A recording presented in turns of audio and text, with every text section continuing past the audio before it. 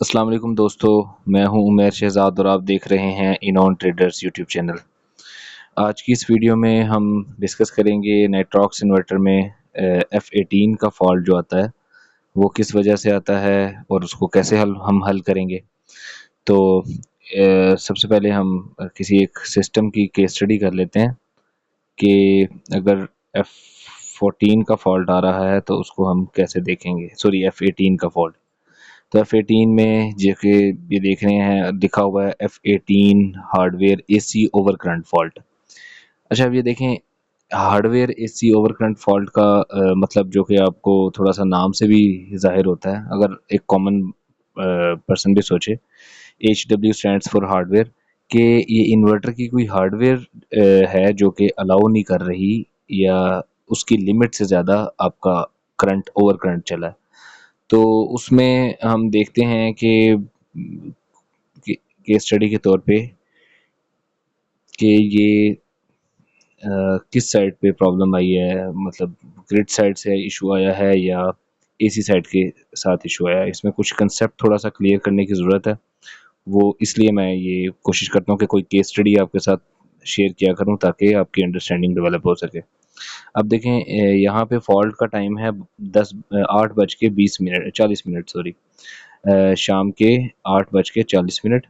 तो हम भी उसी टाइम पे आके देख लेते हैं। ये आप डायलॉग बॉक्स में देख रहे हैं कि एक टाइम टॉप पे राइट साइड पे लिखा आता है।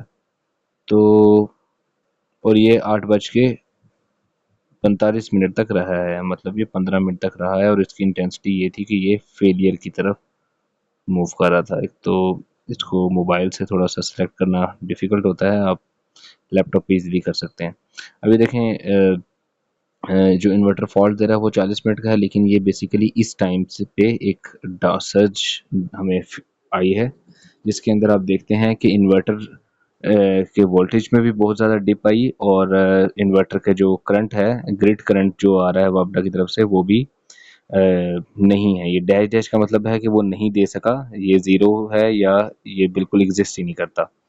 तो इस वक्त पे हम देख लेते हैं कि लोड क्या चल रहा था या लोड के पैरामीटर्स क्या थे। उसको देखने के लिए हम वोल्टेज और पावर, वोल्टेज देख लेते हैं पहले। इसके लिए अगर हमें वोल्टेज और पावर दोनों देखने हैं तो हमें यहाँ से इस तरह से चेक करने में दो डिफरेंट पैरामीटर सेलेक्ट कर सकते हैं, मतलब वोल्ट एम्पेयर और पावर में हम या पावर और वोल्ट कर सकते हैं या पावर और एम्पेयर कर सकते हैं या फिर वोल्ट और एम्पेयर कर सकते हैं। यहाँ से हमने लोड वोल्टेज किया, साथ में हम टोटल कंजम्पशन पावर भी सिलेक्ट कर लेते हैं।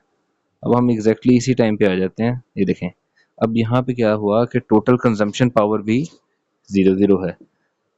और आप ये देख रहे हैं कि पहले भी इसमें कोई ऐसा लोड, ये जो इसका ग्राफ बता रहा है रेड कलर का, कोई ऐसा लोड चलता रहा है जो कि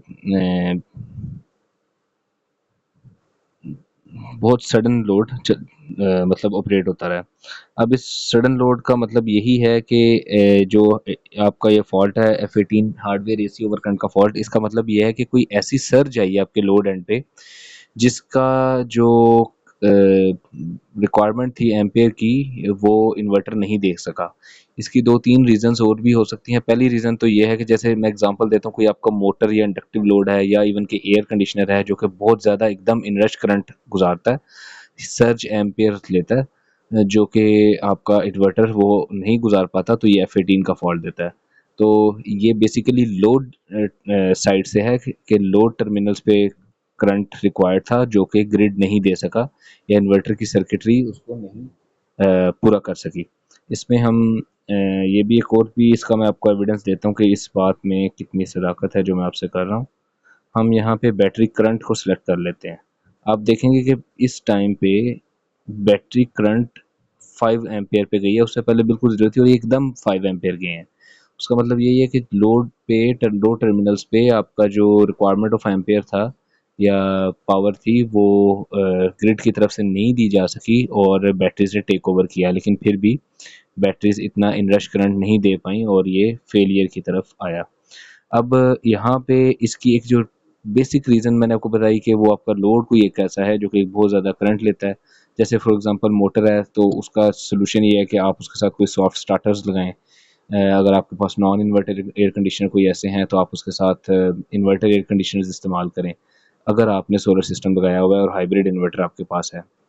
क्योंकि इस टाइम आपको भी पता है कि पाकिस्तान में लो वोल्टेज में नाइट्रॉक्स से अच्छा इन्वर्टर नहीं है, तो अगर एक अच्छा इन्वर्टर भी ये इंडिकेट कर रहा है तो ऑब्वियसली आपको अपना फिर बजाय कि सोलर सिस्टम के ऊपर आप फोकस करें, आपको अपना लोड भी ठीक करना चाहिए।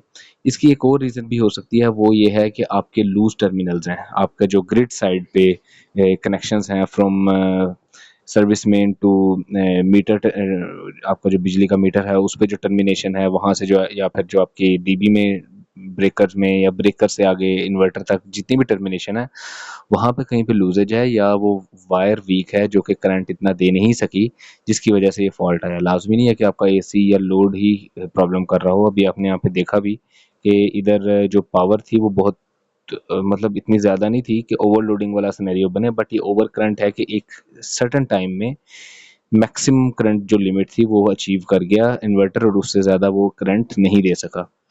तो आई होप कि आपको ये वीडियोस में जो आपको बताने का मकसद था हमारा F18 फॉल्ट का वो समझ आया होगा।